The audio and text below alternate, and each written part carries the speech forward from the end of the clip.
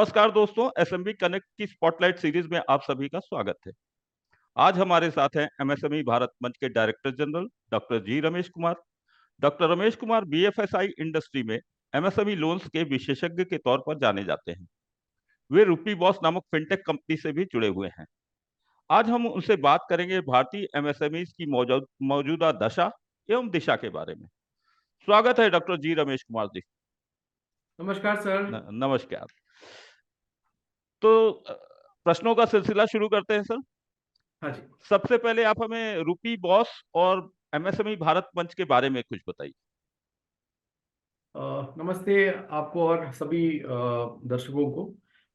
Basically रूपी boss जो है आज भारत का सबसे बड़ा डिस्ट्रीब्यूशन प्लेटफॉर्म है, जहाँ पे हमने आज 100 से अधिक बैंक्स एंड एनबीएफसी के साथ हमने उनको एम्पैनल किया है to cater to the requirement of MSMEs. जो एमएसएमईज की जितनी भी फंडिंग की रिक्वायरमेंट है जी। वो अगर अनसिक्योर्ड बिजनेस लोन हो या सिक्योर्ड बिजनेस लोन की बात करें या वर्किंग कैपिटल की किसी भी तरह की रिक्वायरमेंट हो, हम पूरा कर सकते हैं। ओके। स्पेशली अनसिक्योर्ड लोन में आज हम 5 लाख से 10 करोड़ तक की फंडिंग हम करते हैं बिना किसी कोलैटरल के, purely based on the balance sheet and the banking. ये सीजीटी एमएसएमई वाली की बात कर रहे हैं आप, जो अपर एंड में जा रहा है?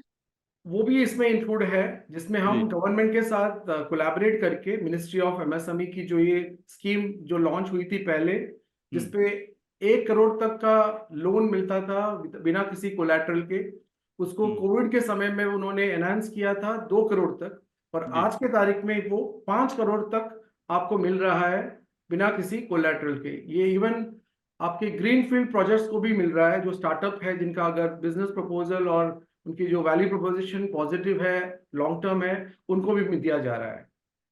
ओके। ओके। तो एमएसएमई और स्टार्टअप के क्षेत्र में सर, गवर्नमेंट की जो विभिन्न स्कीम्स हैं और जो सब्सिडीज और ये सब होती है, उसके बारे में थोड़ा सा बताइए ना। देखिए, आज हमारे गवर्नमेंट ने बहुत सारी स्कीम्स और सब्सिडीज लॉन्च किया है।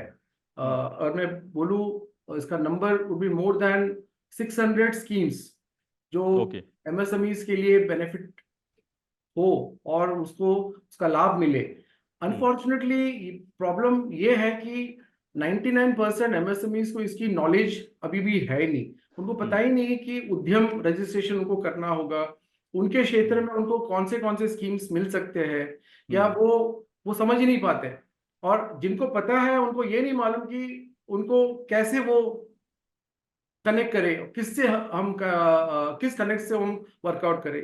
इसी के लिए रूपी बॉस फाइनेंशियल सर्विसेज ने आज एक ऐसा मुहिम हमने प्लेटफॉर्म क्रिएट किया है जिसका नाम है एमएसएमई भारत मंच, जो आज दुनिया के पूरे राज्य में, इनफैक्ट भारत की बात करें, आज पूरे देश में हम इसको लॉन्च किया हुआ है।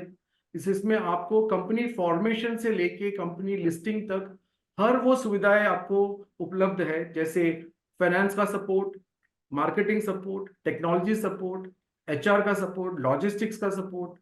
आपको फैसिलिटी मैनेजमेंट में रिक्वायरमेंट है, आपको प्रोफेशनल्स चाहिए, chartered accountant, consultant, lawyers, end of course जो गवर्नमेंट की जो सब्सिडीज है और स्कीम्स है, इसमें भी हम इस पे अवेयरनेस क्रिएट कर रहे हैं और उनको हैंड होल्ड कर रहे हैं शुरू से लेके अंत तक, जब तक उनका पेमेंट इनके अकाउंट में सब्सिडी क्रेडिट नहीं होता। इस तरह का एक ऐसा वन स्टॉप प्लेटफॉर्म क्रिएट किया है हमने आज सभी एमएसएमईज को। ओके। अच्छा, ये एससी एसटी और ये वुमन एंटरप्रेन्योर्स के लिए कौन सी स्कीम है बेसिकली? वैसे तो बहुत सारे स्कीम्स हैं, जैसे सीजीटी एमएससी करके एक स्कीम है, जो मैंने कुछ देर पहले बताया था, 5 करोड़ तक बिना किसी कोलैटरल के मिल सकता है। और इसके अलावा आपको स्टार्टअप इंडिया स्कीम जो है, जो 10 लाख से लेके 1 करोड़ तक केवल वुमेन एंटरप्रेन्योर्स और एससी एसटी कैटेगरी के जो सेक्शन के जो एंटरप्रेन्योर्स हैं उनको फोकस करके ये लॉन्च किया गया है। उसके अलावा जो मुद्रा लोन है, जिसमें भी 3 अलग अलग है, शिशु, तरुण और किशोर, 50,000, 5 लाख और 10 लाख तक भी वो ले सकते हैं मुद्रा लोन जी। में। तो जी। इसके अलावा कई अलग स्कीम्स है, जैसे procurement and marketing support scheme, जहाँ पे कोई भी माइक्रो और स्मॉल एंटरप्रेन्योर अपना एग्जीबिशन में पार्टिसिपेट करता है, भारत में या इंटरनेशनली ऑल्सो, उसमें उनको 80% तक की सब्सिडी मिलती है। और वो वुमेन एंटरप्रेन्योर हो तो 100% रिइंबर्समेंट उन्हें मिलता है। ओके, या ओके, ओके। अच्छा, पिछले 1-2 दशक में एमएसएमईज पे काफी काम हुआ है। एमएसएमई की पहले तो 2006 के आसपास पहली बार परिभाषा आई और वो सब हुआ। उसके बाद नई परिभाषा अभी मतलब हालिया वर्षों में भी आई है एमएसएमईज की। तो ये नई परिभाषा से कितना फायदा हुआ है और कैसे कैसे फायदा हो रहा है, लाभ पहुंच रहा है इन एमएसएमईज को? देखिए, पहले जो एमएसएमईज की क्लासिफिकेशन थी, जी। जो माइक्रो एंटरप्रेन्योर, स्मॉल एंटरप्रेन्योर और मीडियम एंटरप्रेन्योर, हम्म। जो एमएससी के नाम से एमएसएमई एमएसएमईज जो हम जानते हैं, तो जी। इसकी जो क्लासिफिकेशन पहले टर्नओवर और इन्वेस्टमेंट के बेसिस पे थी, अब हम्म। ये जो क्लासिफिकेशन है प्योरली टर्नओवर पे किया जा रहा है। तो ओके। अप टू 5 करोड़ जिसका टर्नओवर है, सालाना जो टर्नओवर है, वो हम्म। माइक्रो में आता है, माइक्रो हम्म। यूनिट में आता है। हम्म। और अगर उनका टर्नओवर 50 50 करोड़ तक का है, तो वो स्मॉल एंटरप्रेन्योर के यूनिट में आता है। और 250 करोड़ तक का जो टर्नओवर जिनका होता है, वो मीडियम एंटरप्रेन्योर्स के इसमें आता है। तो टोटल 0 से लेके 250 करोड़ तक का जिनका भी टर्नओवर है, वो क्लासिफाइड है एमएसएमई सेक्शन हम्म। में, सेगमेंट में बेसिकली। अच्छा, पिछले दिनों हमारी एक बैंगलोर के ही इंडस्ट्री एसोसिएशन है, उन लोगों से बात हो रही थी। तो उन लोगों का कहना था ये जो मीडियम एंटरप्राइजेस हैं हाँ जी, एमएसएमई में से हाँ जी। मीडियम एंटरप्राइजेस को अलग कर देना चाहिए, क्योंकि ज्यादातर ये होता है कि लाभ मीडियम एंटरप्राइजेस ही ले जाती हैं, माइक्रो और स्मॉल को उतना नहीं मिल पाता है। इस पे आपकी क्या राय है? ऐसा बिल्कुल नहीं है, बिकॉज अगर मीडियम एंटरप्रेन्योर भी अगर 250 करोड़ का है, मतलब 50 करोड़ से लेके 250 करोड़ के लेवल पे उनको भी अगर बेनिफिट मिल रहा है, तो वो हम्म। भी कहीं ना कहीं तो वो पहले स्मॉल एंटरप्रेन्योर रह चुके हैं, उसके पहले वो माइक्रो एंटरप्रेन्योर रह चुके हैं, जहाँ पे जी। वो जीरो से शुरू किया है। तो जी। वहां से लेके आज हम 250 करोड़ तक की हम बात करते हैं, तो हम्म। डेफिनेटली उन्होंने भी स्केल किया है, तो माइक्रो और स्मॉल लेवल पे भी उनको जो बेनिफिट मिलना था, वो तो हम्म। डेफिनेटली उनको मिला ही है। और इस लेवल तक उनको डेफिनेटली मिलेगा, सो दैट फिर वो अपने आप को सेल्फ रिलायंट बन पाए हैं। वैसे वो हम्म। बने हैं ना, तो तब हम्म। जाके वो नेक्स्ट लेवल पे दे कैन स्केल अप, वो ग्रो कर पाते हैं। तो इसमें कहीं मतलब ऐसा तो नहीं है कि माइक्रो इंडस्ट्रीज अरे मीडियम इंडस्ट्रीज माइक्रो और स्मॉल का भी हिस्सा उनके पास चला जाता है, ऐसा तो कुछ नहीं होता? ऐसा बिल्कुल नहीं, ऐसा बिल्कुल नहीं। Okay, okay. अच्छा, पिछले दिनों पब्लिक प्रोक्योरमेंट पॉलिसी आई है और डिलेड पेमेंट एक्ट भी आया है। इन दोनों के बारे में थोड़ा दर्शकों को बताइए। देखिए, पब्लिक प्रोक्योरमेंट पॉलिसी जो है, यहाँ पे हम्म। गवर्नमेंट ने बहुत सोच समझदारी से जो है एमएसएमई को बेनिफिट मिले, उनका अपलिफ्टमेंट के लिए अपॉर्चुनिटी दी है। तो 25% ऑफ द जो जो ऑर्डर्स है, वो एमएससीज, माइक्रो और स्मॉल एंटरप्रेन्योर्स को दिया जाए। ये अनाउंसमेंट जो लॉ के बेसिस पे जो लॉन्च हुआ था, हम्म। जिसपे 4% जो है एससी एसटी कैटेगरी को मिलना चाहिए। तो उस इस बहाने क्या होता है कि MSI, micro and small entrepreneurs भी उसका बेनिफिट ले सकते हैं सेंट्रल गवर्नमेंट से या डिफेंस की तरफ से, जो भी रिक्वायरमेंट आती है, तो उनको भी अपॉर्चुनिटी मिलता है और ना ऑर्डर्स का। तो जी। वो एक बेनिफिट है प्रोक्योरमेंट, पब्लिक प्रोक्योरमेंट पॉलिसी जो है। जी। और बात डिलेड पेमेंट की हम करें, तो यहाँ पे ऐसा है कि एमएसएमईज जब क्रेडिट में अपना डिलीवरी करते हैं गुड्स एंड सर्विसेज, या हम्म। जो भी उनका प्रोडक्ट्स है, तो उनको अपने सप्लायर से पेमेंट टाइम पे नहीं आता था, या उनको हम्म। काफी लंबा चढ़ जाता था। तो अब हम्म। ये जो है 45 डेज का जो पीरियड है, 45 हम्म। डेज में उन्हें देना ही है, अदरवाइज वो जो अमाउंट है, तो हम्म। उनके इनकम में कंसिडर किया जाता है और उसके ऊपर उनको टैक्स भी भरना पड़ेगा। ये हम्म। रिसेंट जो इंटरिम बजट में भी इसके बारे में बातचीत हुई थी, और जो अभी मुझे लगता है ये बहुत बड़ा इनिशिएटिव है। ये हम्म। एमएसएमई को डेफिनेटली बहुत राहत देगी, एंड हम्म। उनका बिजनेस स्केल अप करने के लिए डेफिनेटली ये बहुत आगे काम करेगी। अच्छा, ये पब्लिश पब्लिक इश्यूज के थ्रू भी स्टार्टअप्स और एसएमई कैपिटल रेज कर सकते हैं, बेसिकली बीएसई और एनएसई पे। ये इसके बारे में थोड़ा सा, आईपीओ कैसे स्टार्टअप और एसएमई कैसे आईपीओ ला सकते हैं, इसके बारे में थोड़ा सा। देखिए, जैसे हमारे देश में आज दो मेजर जो स्टॉक एक्सचेंज है, बॉम्बे स्टॉक एक्सचेंज और नेशनल स्टॉक एक्सचेंज, जी। और दोनों एक्सचेंज में आज एमएसएमईज के लिए एसएमई एक्सचेंज का प्लेटफॉर्म तैयार किया हुआ है। तो हम्म। गए 2-3 साल में हम देख रहे हैं कि बहुत अच्छे लेवल पे कंपनीज जो आगे बढ़ना चाहती है, ग्रो करना चाहती है, जो स्केल अप करना चाहती है, वो आईपीओस के थ्रू अपना फंड रेज कर रहे हैं। एक तो अपनी डेट फाइनेंसिंग हो गई, जहां पे वो बैंक से लोन लेते हैं या फंडिंग के हिसाब से करते हैं, जिसमें इंटरेस्ट उनको देना पड़ता है, मंथ ऑन मंथ बेसिस पे देना पड़ता है। यहाँ जी। पे आईपीओ आने से क्या होता है, बड़ा बेनिफिट ये है कि उनको फंड तो रेज करने के अलावा उनको उनकी विजिबिलिटी मिल जाती है। उनको हम्म। इंडस्ट्री में वो अपनी एक पोजीशन बना पाते हैं वो बेसिकली। और हम्म। आईपीओ आने में ऐसा कोई टीडियस प्रोसेस है ही नहीं। आपका लास्ट 2 या 3 साल का जो जो विंटेज है, ये मैटर करता है। और आपकी प्रॉफिट मेकिंग कंपनी होनी चाहिए। 3-4 ऐसे कुछ बेसिक क्राइटेरिया है जिसके बेसिस पे आप अपने आप को प्रिपेयर कर सकते हो आईपीओस के लिए।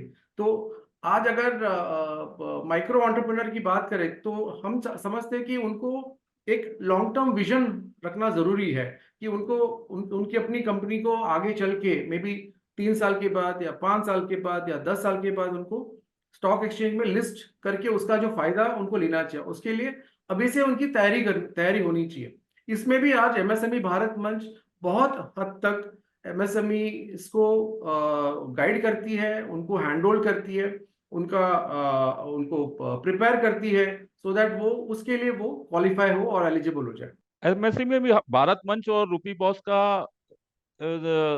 अगले 3-4 सालों के लिए क्या भविष्य का क्या प्लान है?